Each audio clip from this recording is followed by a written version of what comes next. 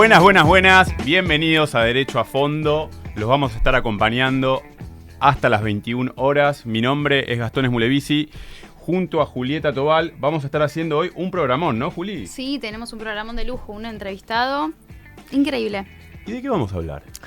Hay temas que parecen ajenos hasta que un día escribimos nuestro nombre en el buscador y descubrimos que Internet tiene mejor memoria que nosotros.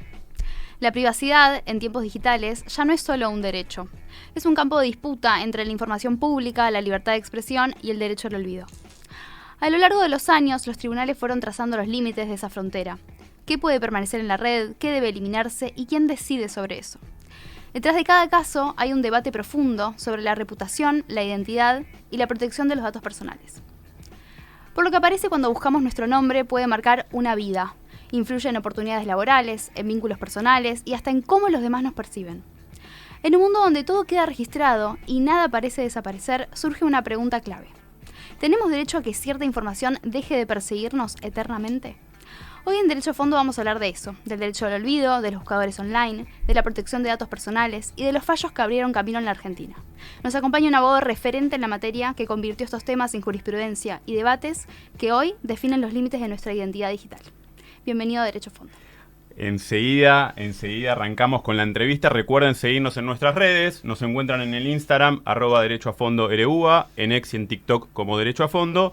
Y para volver a escuchar el programa, nos encuentran en YouTube y en Spotify como Derecho a Fondo Radio UBA. Agradecemos en la producción a Agustina Corbella, en las redes a Cande Chamber, espero haberlo pronunciado bien, y en la operación a Jorgito Gómez, como siempre. Continuamos en Derecho a Fondo. Ya tenemos sentado en los estudios de Radio UBA a Martín Leguizamón. Él es abogado, el terror de Google, quien tiene la mayor cantidad de juicios ganados, socio de Fernando Burlando, a cargo del Departamento de Nuevas Tecnologías, profesor titular de Derecho de Daños en la Universidad Nacional Chaco Austral, profesor adjunto de la Universidad de El Salvador en Derecho y Nuevas Tecnologías, autor de 4 libros y conferencista en el país y en toda Latinoamérica acerca del derecho al olvido y la responsabilidad civil de los buscadores de Internet. Bienvenido, Martín, a Derecho a Fondo. No, muchas gracias a ustedes por la invitación, Gastón, Julieta, y muchas gracias por la presentación, Julieta. Me hiciste sentir casi como un rockstar, así que estoy muy feliz. Me alegro mucho, era la idea. Better Call Leguizamón. Exacto. Me sorprendieron esta semana, me están sorprendiendo con un montón de cosas esta semana. Recién acabo de ver otro, debe ser un joven estudiante, y la verdad, estoy empezando a creer lo que dicen mis hijos hace años, que me la tengo que creer, y yo siempre digo que no, pero la verdad me la estoy empezando a creer. Está muy bueno todo esto que estoy viendo.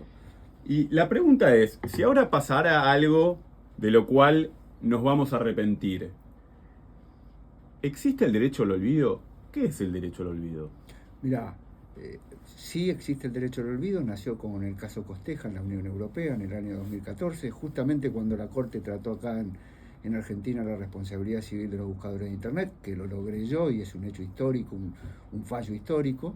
Y para que lo entienda doña Tota y don Pepe, el derecho al olvido básicamente es el derecho que tiene cualquier persona de pedirle a los buscadores de Internet que desindexen de sus resultados de búsqueda determinada información que puede atacar la honra y el honor de las personas y que eso le produce daños a su honra y a su honor y no le permite reinsertarse en la sociedad. No es un derecho absoluto, creo que es de absoluta aplicación restrictiva y hay casos en los que no aplica. Por ejemplo, las cuestiones políticas, los delitos de corrupción, los delitos contra mujeres, los delitos contra niños, de cualquier tipo y sobre todo de índole sexual, las cuestiones de odio racial o por creencias sexuales, en esos casos jamás aplica el derecho al olvido.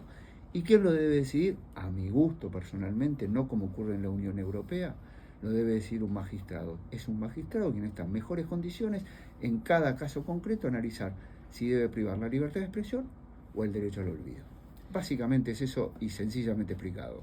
¿Y qué significa que un buscador, como por ejemplo Google, desindexe una información? Bueno, hay 2 formas que desaparezcan de Internet la información que se encuentra alojada. Por un lado es el creador original del sitio. Si el creador original del sitio desindexa esa información o la elimina, desaparece del mundo, no existe más. El robot de Google la rastrea y si no la encuentra a los 7 días desaparece del mundo. Y el otro contenido es el propio de los buscadores de Internet. ¿Qué hacen los buscadores de Internet? Los robots buscan información y alojan en sus resultados de búsqueda, que es la propia página de los buscadores, aquella información que les es funcional a sus fines económicos, que no es cuestionable, desde ya, es cuestionable cuando ataca el honor y la privacidad de las personas. Y desindexar es eliminar de los resultados de búsqueda esa información, ese extracto de 3 renglones que produce daños a terceros. ¿Qué significa esto? Que no se va a poder entrar por el buscador, sí se va a poder ver en el sitio original, pero no por el buscador. Y para poder ingresar al sitio original va a haber que conocer la URLs concreta, y ahí está la diferencia. Porque si yo pongo mi nombre y no conozco la URL, va a ser más difícil encontrar ese tipo de información. Ahora, este derecho al olvido, ¿cambia algo si lo que sucedió realmente o si fue un invento ahora en tiempos de la inteligencia artificial? Ahí hay una clara diferencia entre la acción de habeas data prevista por la 25326 y el derecho al olvido. El derecho al olvido es sobre hechos ciertos, verdaderos, que han ocurrido. La información, cuando es falsa, creada por sobre todo de inteligencia artificial, que es lo que viene ahora, es a través de la ley 25326, que permite al usuario, la propia ley define qué es lo que protege, pedir aquella información o rectificar o actualizar o modificar o cancelar aquella información que ataca la honra y el honor de las personas cuando sea falsa. Bien. Esa es la clara diferencia cuando es verdadero y cuando es falso. O sea, es distinta la vía por la cual. Exactamente. La vía es la acción de habeas data con un juicio sumarísimo. El derecho al olvido también es a través de un juicio sumarísimo, pero con un hecho verdadero. Hay que probar dos cosas distintas. En uno la falsedad y en otro que es verdadero, pero acá ataca y afecta la honra y la intimidad de las personas. ¿Cambian algo si la persona de la cual está tratando es pública o tiene relevancia pública?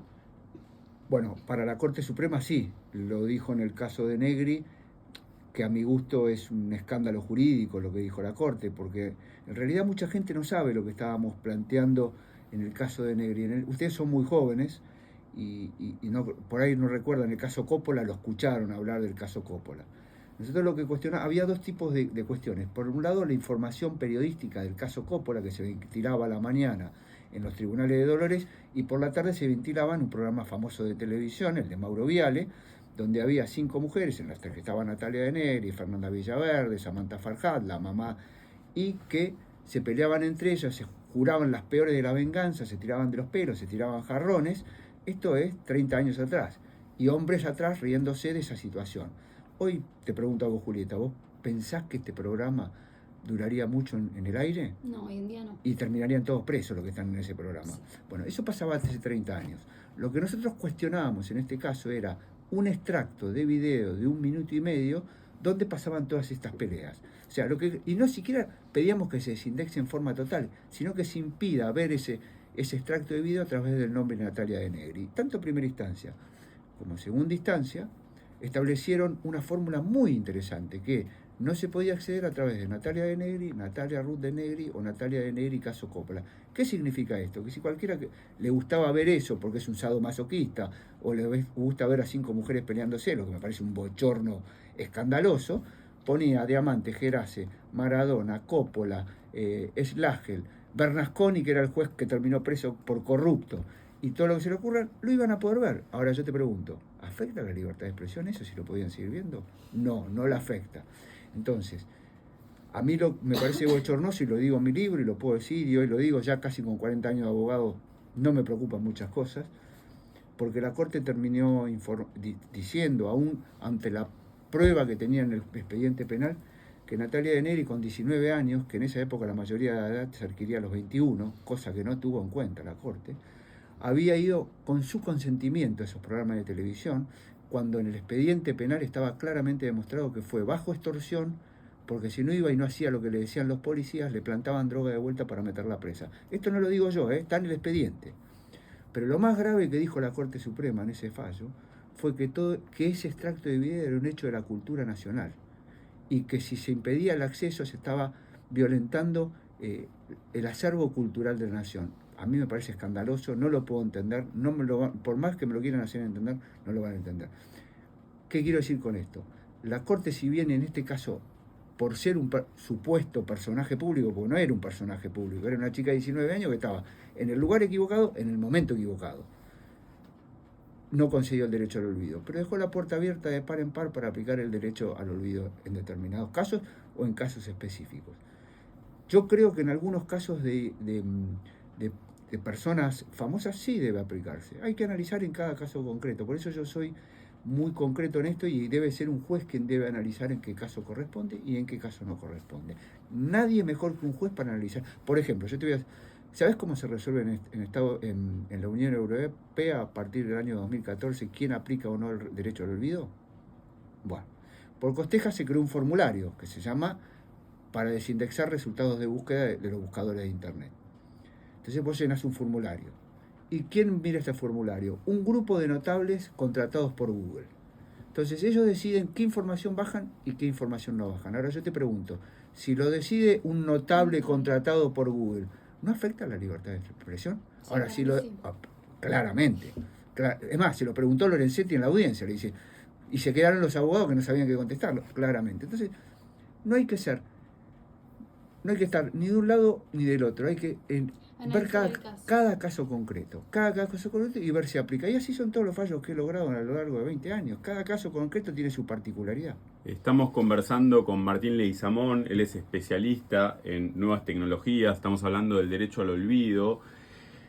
La nueva generación, las nuevas épocas, las redes, traen nuevos límites, ¿no? Interpretación de qué sí y qué no en torno a la libertad de expresión.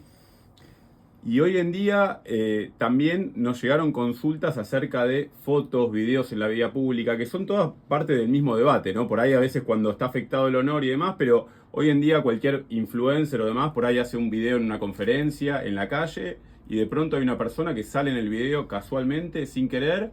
Esa persona, por ejemplo, ¿podría ver afectada su imagen? ¿Podría pedir que ese video se baje de la web? Sí, primero las consultas las cobro, le quiero aclarar. Las preguntas no, las consultas sí las cobro. Cambiamos la consulta a pregunta entonces para cuidar el bolsillo. Pero lo entendí. Artículo 53, Código Civil y Comercial de la Nación es claro. Para usar la voz y la imagen de una persona se necesita el consentimiento expreso, que incluso modificó el artículo 31 de la 11723, que decía, para poner en el comercio la imagen o retrato fotográfico de una persona, se requiere el consentimiento expreso. En este caso, el nuevo Código Civil sacó poner en el comercio y dijo que para cualquier tipo de uso de imagen requiere consentimiento, así que sí, requiere consentimiento y hay posibilidad de reclamar daño patrimonial y daño moral, claramente. Y que se saque de circulación. Obvio. Muchas veces Perdón, y aparte está previsto en las propias normas comunitarias de las redes sociales. O sea, si vos haces un reporte de derechos intelectuales, lo tienen que dar de baja inmediatamente. Vos sabés que al pie, una vez estaba en el parque y viene un Batman a darme una flor. Yo dije, qué raro, ¿no? Sí. Viene Batman a darme una flor con un mensajito, Sí. lo debo tener por ahí. Y yo no entendí nada. Y después cuando veo que había a unos 50, 60 metros un tipo filmando. Ajá. Claramente yo no sabía. Después lo subieron a las redes. Y yo quedé ahí escrachado. Que digo, no había nada que ocultar, Bueno, pero digo, me vi sometido a una operación de Batman. Pero Y- yo te hago una pregunta. sí. Mirá si te perjudicaban algo. Si alguien veía lo que no quería. Yo te estoy haciendo un ejemplo simple. Puede pasar eso. Y es una gran complicación. Y hoy se utiliza mucho eso. Necesariamente se requiere el consentimiento expreso. Expreso. Sí, o sea, si alguien va a filmar o sacar una foto a alguien, le tengo que decir, Sin ninguna duda. y le tengo que informar también el Sin consentimiento ninguna expreso duda. para dónde lo voy a publicar. Sobre todo ahora que muchos utilizan esas imágenes en tono gracioso, grotesco, y generalmente pues eso puede causar un daño también a la persona, así que sin ninguna duda. Muchas veces se amparan en esto de las redes sociales o mismo Google, vos estás aceptando los términos y condiciones de esa web Sí. y se justifican con eso de que, bueno, vos ya subiste una imagen, subiste un video, no lo pueden bajar porque vos aceptaste esas condiciones, esos términos. Sí, de las mismas condiciones que ellos dicen que pasa eso, ellos tienen las mismas condiciones que dicen qué casos puede desindexarse esa información, cuando se difama, cuando se ataca, cuando se calumnia, cuando se insulta, pero no lo hacen. Por ejemplo, tenemos un fallo desde 2014 de Belén Rodríguez que estableció la responsabilidad civil de los buscadores de Internet en Argentina, pero fue más allá y estableció las ilicitudes manifiestas y groseras que no requieren orden judicial de bloqueo. ¿Qué significa? Hay algo que me agravia, es una ilicitud manifiesta, le mando una carta de documento para que lo desindexen. Para los buscadores de Internet no existen las ilicitudes manifiestas. Es un disparate. Desoyen un fallo judicial, un fallo de la Corte, pero está bueno eso para mí, como letrado y que hago muchos sistemas, porque una vez que yo le pido la medida cautelar al juez, ya nace la responsabilidad civil del buscador, quedó notificado y a partir de ahí nace instantáneamente. Después es cuestión de discutir si la indemnización es más alta o más baja, pero es inexplicable. Ustedes me preguntan, yo sé por qué. Yo creo que los abogados de la empresa deberían ser más cuidadosos, pero no estoy ya para estar recomendando cómo deben obrar mis colegas. Eso es como las consultas. Sí, pero ellos las cobran por hora y al estilo americano. A mí me encantaría que me pase eso a mí. ¿Cómo es litigar contra Google, que es un monstruo a nivel mundial? Es una adrenalina difícil de explicar. Yo empecé no teniendo conciencia de que eso. A mí cuando me preguntaron hace 20 años y me preguntaron por el primer caso, yo ni siquiera sabía que era Google, tuve que ir a ver de qué se trataba y empezar a estudiar. Y el caso me generó mucha adrenalina al principio, pero no tenía conciencia real de con quién estaba litigando.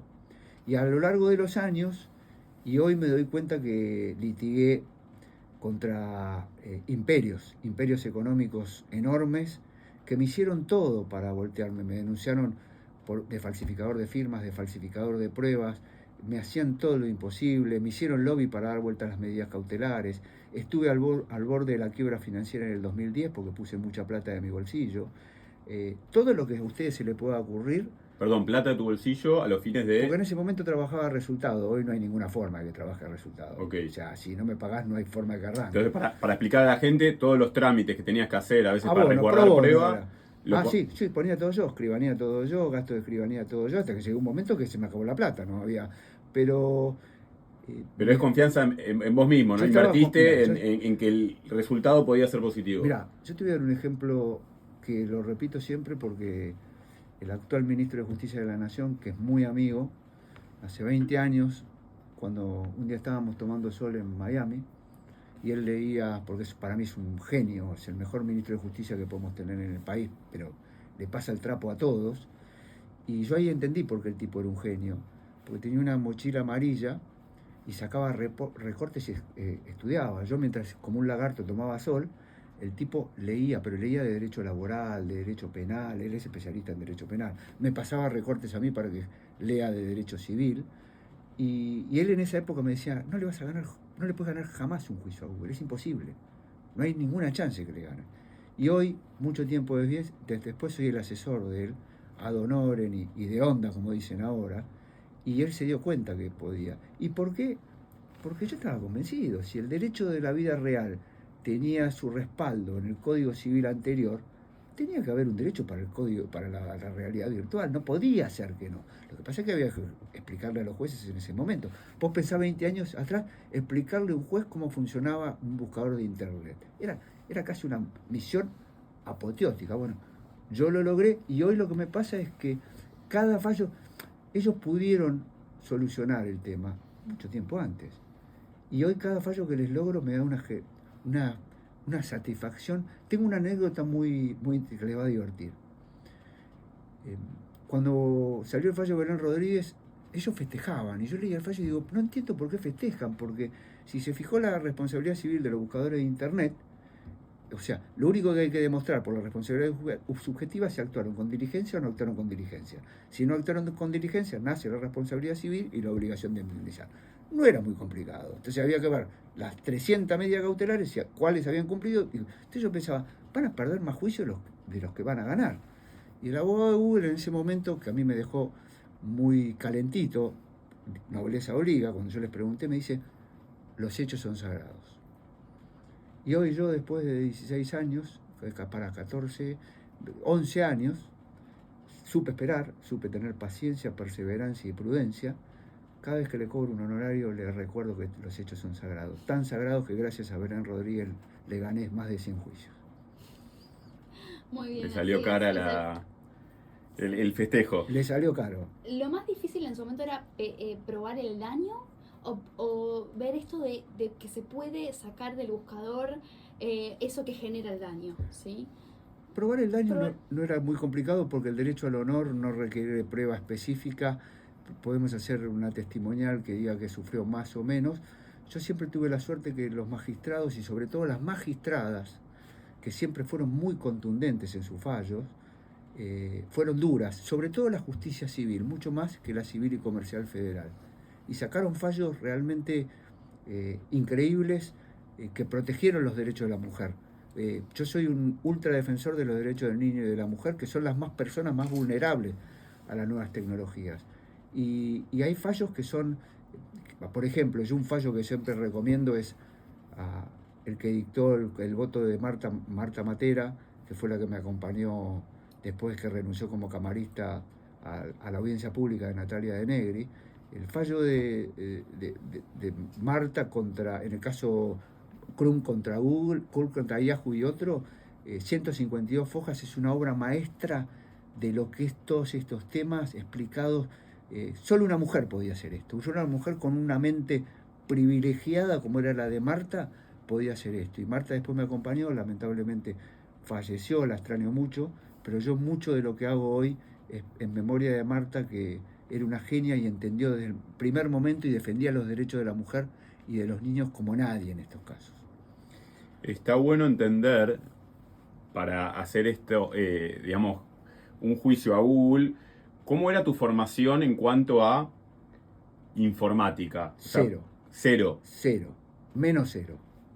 Menos cero. Menos cero. No tenía ni idea. Yo me dedicaba a los derechos intelectuales y un día me cae una consulta, por eso yo siempre le digo a los jóvenes colegas que el tren pasa una sola vez en la vida, porque en vez de hacerme la consulta a mí, si lo hubiesen hecho otro abogado, yo no estaría sentado acá, no le hubiera ganado 103 juicios a Google, no estaría en el estudio burlando porque me dedico a esto y Fernando no me hubiese ido a buscar seguramente para que maneje el departamento. Entonces, ¿Te fue a buscar? ¿Cuándo te fue a buscar, Fernando? Fernando me fue a buscar en el año 2016, 2016 me propuso tomar un café, nos reunimos, empezamos a las 11 de la mañana, almorzamos, eran las 3 de la tarde, seguíamos charlando, o sea que la onda estaba. Hubo feeling. Y a las 3 de la tarde, cuando ya él tenía que ir a trabajar y yo también, me dice, ¿te gustaría venir a trabajar a mi estudio? Obvio, le digo, es Premier League jugar en tu estudio, es el premio de mi vida. Bueno, estás invitado. Y a partir de ahí mi vida cambió 180 grados, así que yo soy un agradecido eterno a Fernando porque es jugar. Si yo era conocido hasta ese momento, él me potenció mucho más. Y lo que tiene de bueno y de humilde que es que cada vez que él lo cuenta dice, yo lo fui a buscar a él porque yo lo quería en el estudio. Así que a partir de ese momento cambió toda mi vida, la de mi familia, y todos los problemas económicos que podía haber tenido se solucionaron a partir de ese momento, así que le voy a estar agradecido eternamente. Qué lindo, qué bueno, qué reconocimiento. Nosotros hablamos siempre de esto de que la sociedad avanza más rápido del derecho.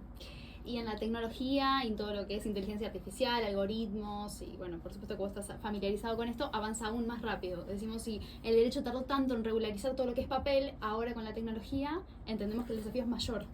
Sí, primero déjame terminar de contestarle la pregunta a Gastón, que no te la terminé de contestar.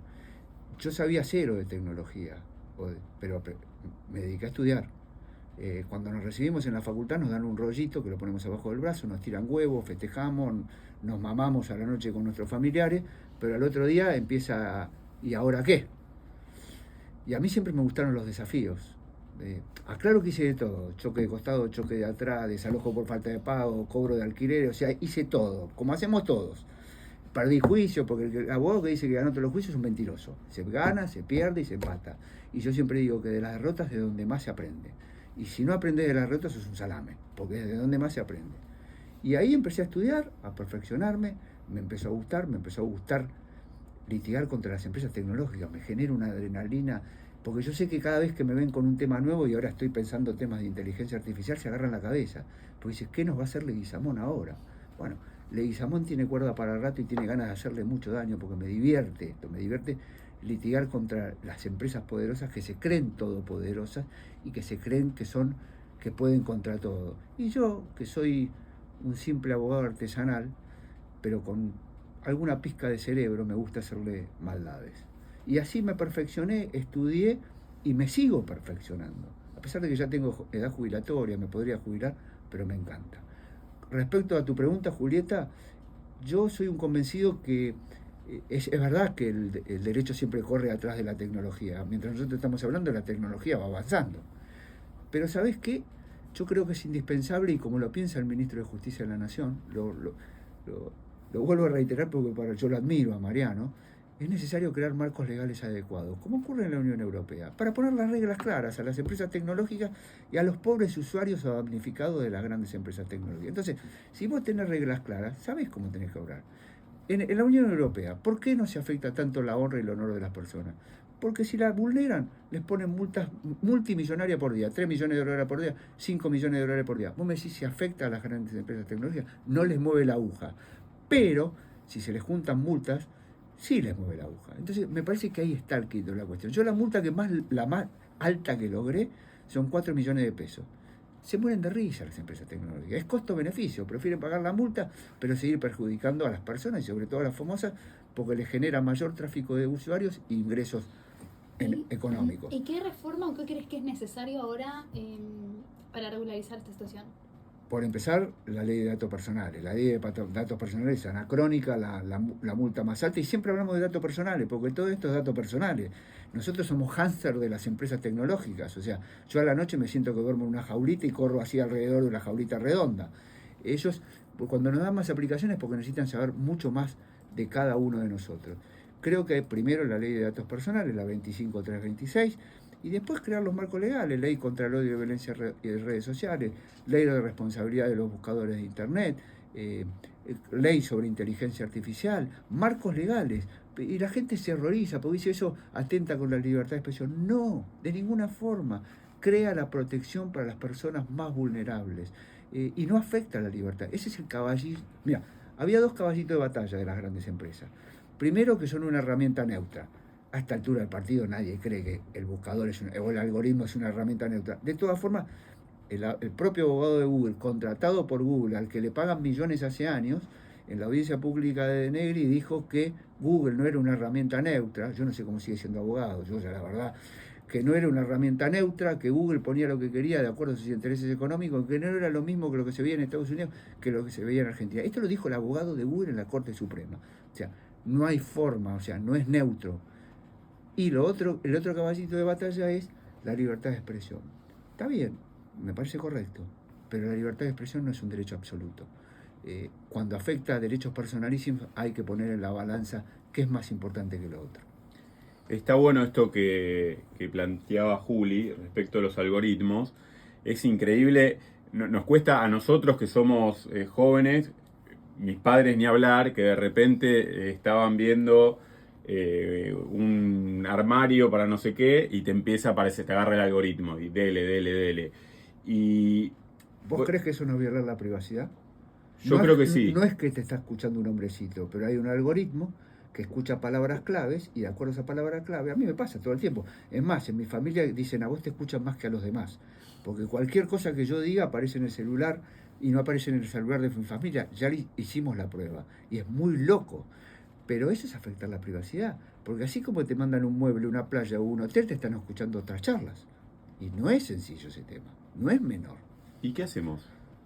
Bueno, creemos marcos legales adecuados, transparentemos los algoritmos. Transparencia, los Corte lo dijo en de Negri, la falta de transparencia de los algoritmos, lo que afecta hoy a las personas. La Corte tuvo en sus manos dictar un fallo ejemplar en de Negri y hizo un fallo gris, político, como hace todos los fallos de la Corte, dejan contentos y dejan a unos y otros, teniendo en la mano poder haber podido proteger a los derechos de la mujer con un fallo histórico, porque el derecho al olvido fue dictado en Chile, en Perú.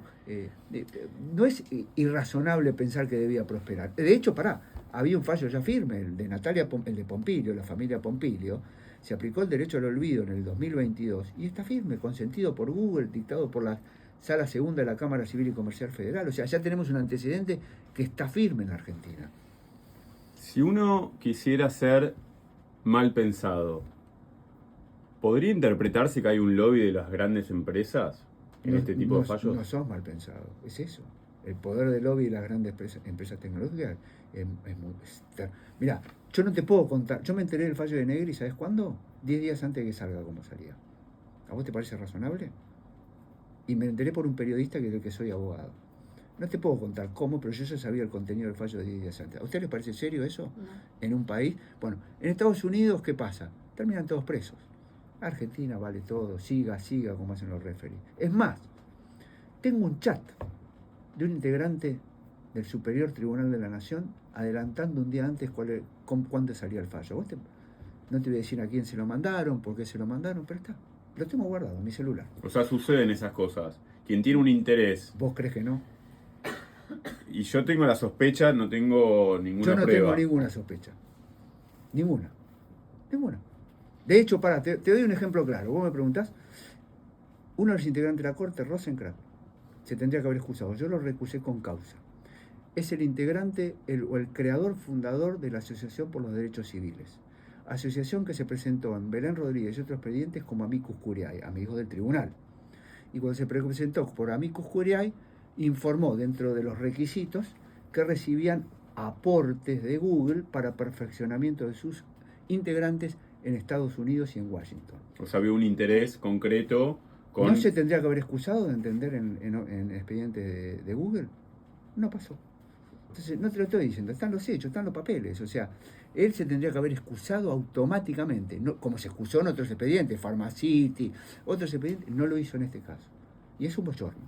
Y no debería pasar eso, porque yo creo que es un excelente magistrado, tiene una cabeza superior, como la tiene Lorenzetti, como la tiene Rosati, y no tendrían que pasar esas cosas, porque eso deja lugar a dudas, cosas que no son convenientes, porque ellos reconocieron que recibían subsidios de Google.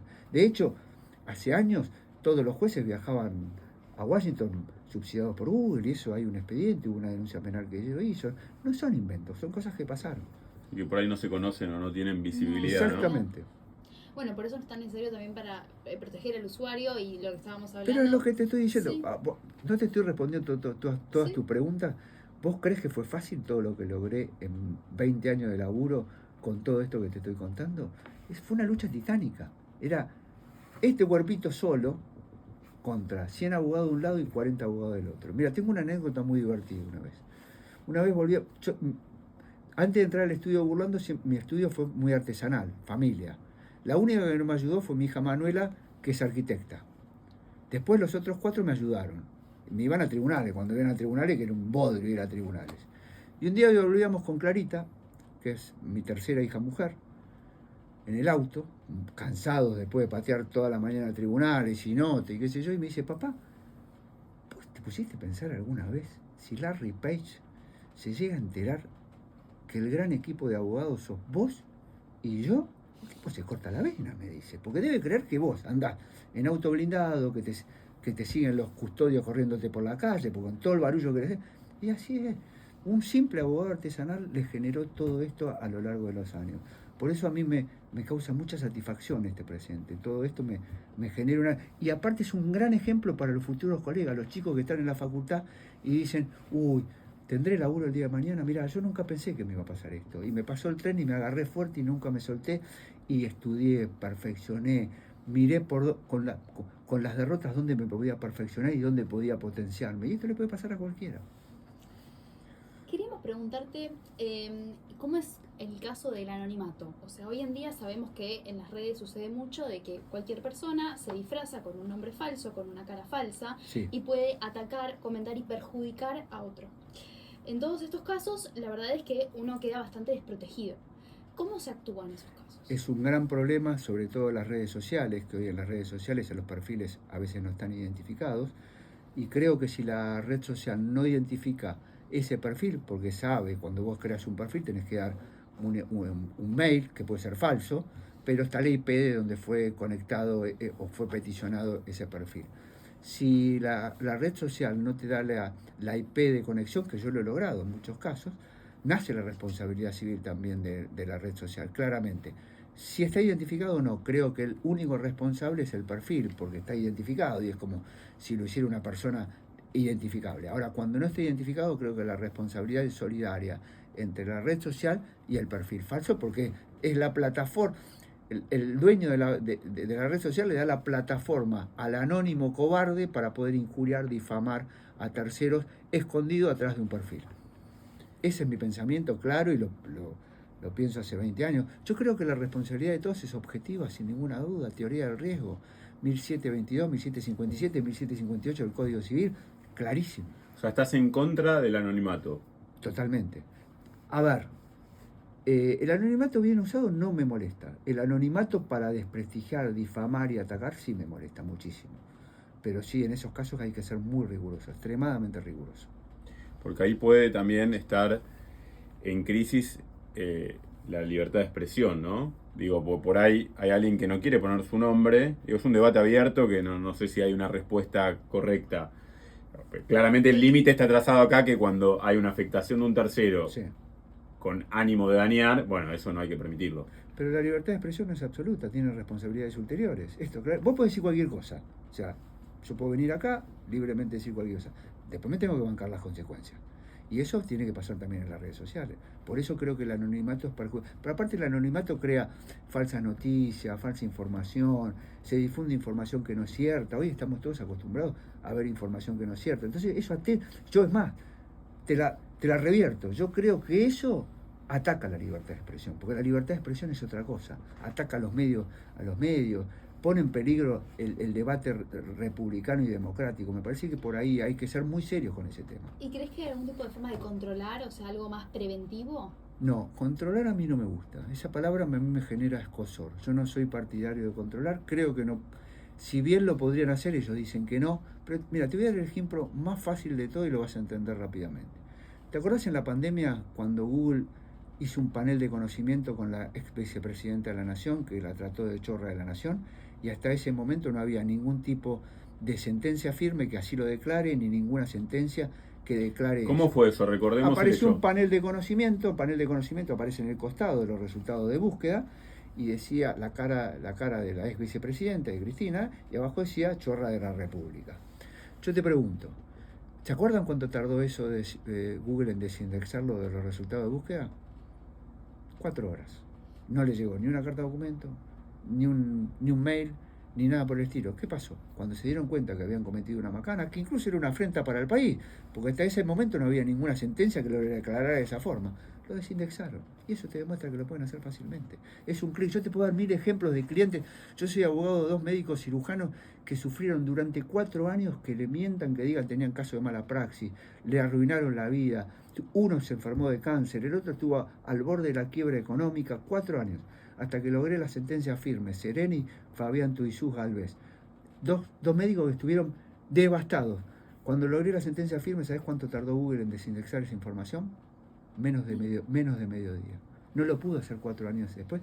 Tuvo que esperar una sentencia cuando era una ilicitud manifiesta y grosera. Eso es lo que hay que hacer. Los marcos legales para dar soluciones rápidas y certeras. Porque un error de la Corte en Belén Rodríguez, cuando habla de la responsabilidad civil de los buscadores de tipo subjetiva, habla de la debida diligencia. Yo te pregunto a vos, ¿qué es debida diligencia? ¿Cuántos términos de debida diligencia? Para mí 24 horas. Para los buscadores es 30 días. No podés estar esperando 30 días para solucionar un problema. Un pobre cristiano que tiene un daño. Tenés que solucionarlo en 24 horas.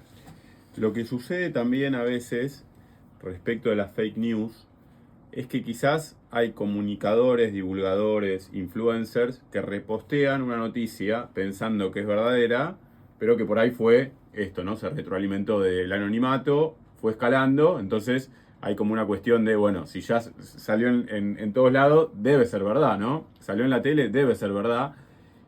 Ahí, ¿qué responsabilidad cabe de quien tiene un rol de comunicación y repostea algo que es, a sabiendas, una fake news, algo falso? No, creo que la respuesta la está dando vos, no hay ninguna duda de la responsabilidad. Mira, tengo un caso de estos días. Como verás, soy una caja de sorpresa, tengo respuesta a todas las cuestiones. Antes la Para eso te trajimos. Te agradezco mucho. Better Call Leguizamón. Exactamente. Después les paso el 911. El 0600, perdón. Antes de las elecciones, 2 clientes míos muy importantes me pusieron una falsa noticia como que tenían relaciones con un cartel de Venezuela y no tenían absolutamente nada que ver.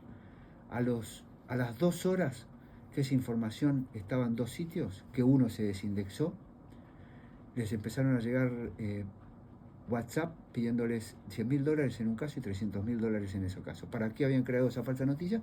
Para extorsionarlo. Te aclaro que hice la debida denuncia de extorsión. hay una investigación muy buena en curso, ya están cerca de los extorsionadores, pero ¿qué quiero decir con eso? Esa información la agarraron 2 periodistas prestigiosos y la dijeron. Tuvimos mediación ayer o antes de ayer. ¿Con los periodistas? Sí, se están agarrando la cabeza y me pidieron rectificar esa información. Bueno, pero el daño ya está hecho. ¿Quién te saca que tenés vínculo con el narcotráfico o con el cartel de no sé dónde? ¿Quién te saca eso? No es fácil, no es gratis decir cualquier cosa. Otra pregunta, yo tengo otra pregunta. Hoy te pregunto. Los dos son muy inteligentes. A vos te llega una información, ¿la largás inmediatamente o chequeás? O como abogado decir, ¿esto me va a generar un perjuicio o no? No, hay que chequearlo. Bueno, no es todo no es la vida un clic. Es que hay que tener responsabilidad.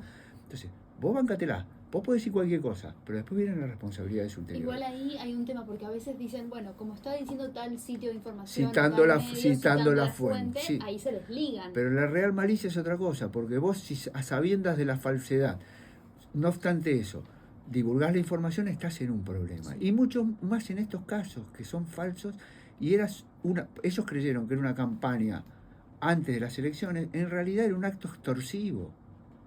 Es más, el segundo WhatsApp que le mandaron, le dijeron, sabemos que tenés una hija chiquita, sabemos que tu mujer va... Gravísimo, y esas cosas no pueden pasar. No, eso a grandes ligas, y también a gente común de la diaria. Yo he tenido conocidos que les pasó, también con imágenes creadas por inteligencia artificial. Le dicen, no, de algún sitio porno o algo de eso, y le dicen, bueno, si no me pagas tanta plata, también como una extorsión, publico tal y tal fotos. Claro, pero eso para hoy, por ejemplo, tenés el fallo de la Corte, que es una ilicitud manifiesta y grosera. Ni siquiera un juez. Carta de documento. Hoy Google te la tarda por ahí 30 días, que es un dolor de nuca, 30 días, porque tendría que ser mucho más rápido, pero te lo hace. Porque tiene especial cuidado con las mujeres y con los videos íntimos y todo eso. Pero yo no espero 30 días. Yo a la semana meto una medida cautelar, pido una medida cautelar, y digo, señor juez, de acuerdo a Belén Rodríguez, intimé. No me dieron bola, le meto la medida cautelar. Porque un cliente no puede estar esperando una persona 30 días para encontrar una solución, cuando las soluciones están a la mano, está toda la jurisprudencia. Vos cualquier solución que busques, tenés todos los fallos. Yo puedo decir que me di el lujo de conseguir toda la jurisprudencia que hay en la Argentina acerca de esto. Entonces, cuando a mí me dicen, no, a mí a veces me consultan colegas y digo, no, porque no hay jurisprudencia. No leíste jurisprudencia. No es que no hay, no leíste porque está lleno de jurisprudencia. Recordamos que estamos conversando con Martín Leguizamón. Él es experto en nuevas tecnologías. Estamos hablando de derecho al olvido, anonimato, fake news. Estamos pasando por todos los temas. La verdad, un verdadero placer, Martín. Te agradecemos que hayas venido acá al programa. Y, a ver, ¿qué cambió por ahí? Vos dijiste que cuando litigabas contra Google eras vos y tu alma. Y por ahí ahora... que tenés más visibilidad, que estás respaldado con un estudio prestigioso como es el de Burlando, ¿tenés más herramientas? ¿Te parás desde otro lado? ¿O qué cambió eso? Te lo contesto fácilmente. Antes no me respetaban, ahora me respetan. Saben que cuando aparezco para hacerles un lío. Entonces me respetan, ya me miran. Yo soy un tipo reconocido en el ámbito judicial, no solo nacional, sino internacional. Y eso lo logré a base de esfuerzo, dedicación, estudio, fallos jurisprudenciales, razón por la cual me tienen mucho respeto. Preguntar a cualquier, no te lo van a decir, pero en off ellos mismos me lo dicen, los colegas, cosa que a mí me genera mucha alegría, sobre todo los de una empresa, los de Yahoo, que son unos caballeros, pero eso me genera mucho, imponer respeto a estas grandes empresas tecnológicas no es sencillo, y hoy me respetan. Ya que no se guarda, responde todas las preguntas. Yo te dije que era sin red, no tengo ningún problema. Aparte vos hacés de abogado del diablo. Julieta tiene una sonrisa divina, pero vos me hacés de abogado del diablo, cosa que me divierte más. Tenemos que... Policía bueno, policía malo. Hacen un buen equipo los dos. Muchas gracias. A veces cambiamos los roles. No tengo ninguna duda. Hablemos del off. Sí. ¿Qué sucede? Hay mucho mito, como esto que hablábamos por ahí, de los intereses corporativos. Hay mucho off entre el propio ámbito judicial y los que no son abogados, de qué sucede, ¿no? Esta cuestión de, bueno, pero hablaron entre los abogados antes, el abogado hablar con el juez, ¿Está bien, por ejemplo, ir a hablar a un juzgado? ¿Sucede eso en la práctica? Sucede, yo no lo hago, nunca lo hice, no es mi estilo. Fui funcionario judicial, fui secretario de un juzgado, atendí a los profesionales, pero ¿Tuviste los dos lados del mostrador? tuve los dos lados del mostrador, sí. Sí, me fui cuando falleció mi papá hace 39, 40 años. Que mi viejo debe estar del cielo mirándome, el petizo debe estar saltando por las nubes de felicidad viendo todo lo que logré.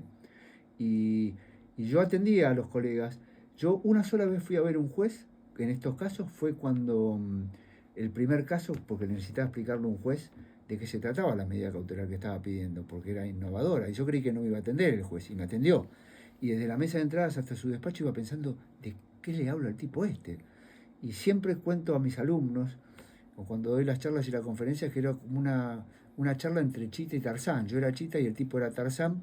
Yo trataba de explicarle qué era la tecnología. Se ve que lo aprendió porque dictó la medida cautelar, o lo asombré al tipo con lo poco que conocía en ese momento. Pero yo no soy de hacer esas cosas, no me gusta, porque sé que los jueces se molestan con esas cosas también, y no me gusta molestar a los magistrados, pero ocurre.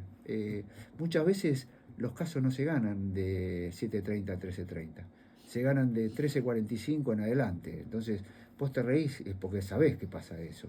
Y todos lo sabemos que pasa eso. Pero yo no soy de molestar a nadie. A mí me gusta. De hecho, yo en la época que se caminaba a tribunales, caminaba mucho. A mí me gusta mucho caminar tribunales. La paso bien, me divierto.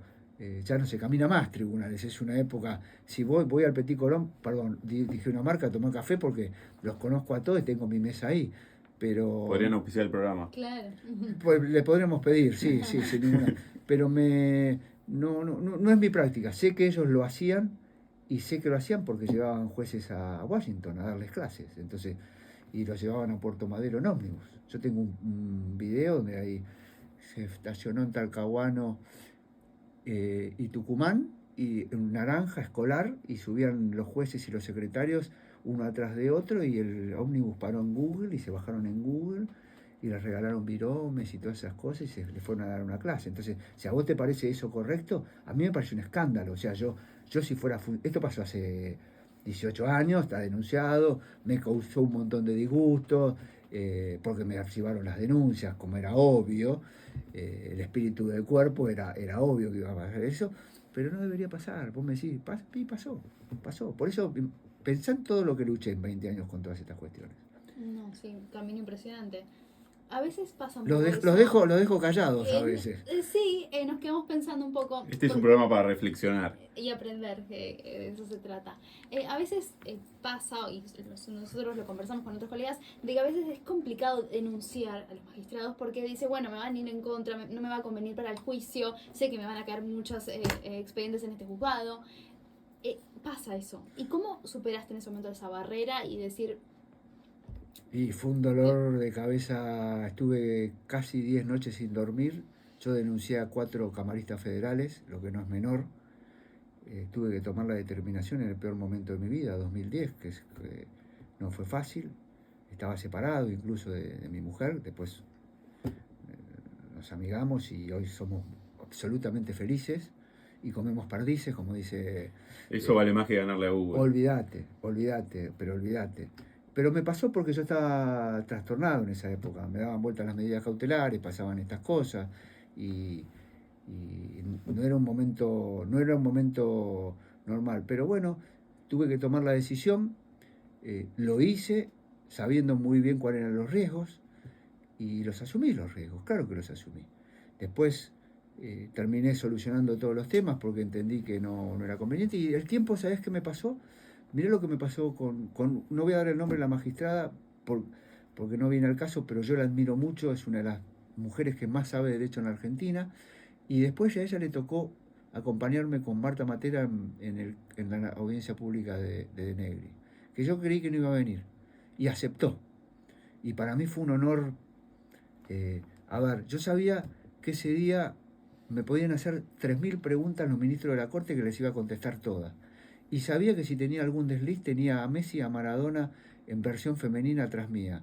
No había forma de que me puedan, de que pueda trastabillar. Y cuando la vi, por sugerencia de Marta, que me dijo yo la voy a conseguir, le dije, te pido 1000 disculpas, si lo tuviese que hacer hoy, no lo haría, porque me equivoqué. Y ella me dijo, está todo bien. Que me pidas disculpas para mí ya me reconforta el alma. Pero son cosas que uno son 40 años de profesión, chicos, casi 40 años, pasé por todo y en ese momento tenía que hacerlo.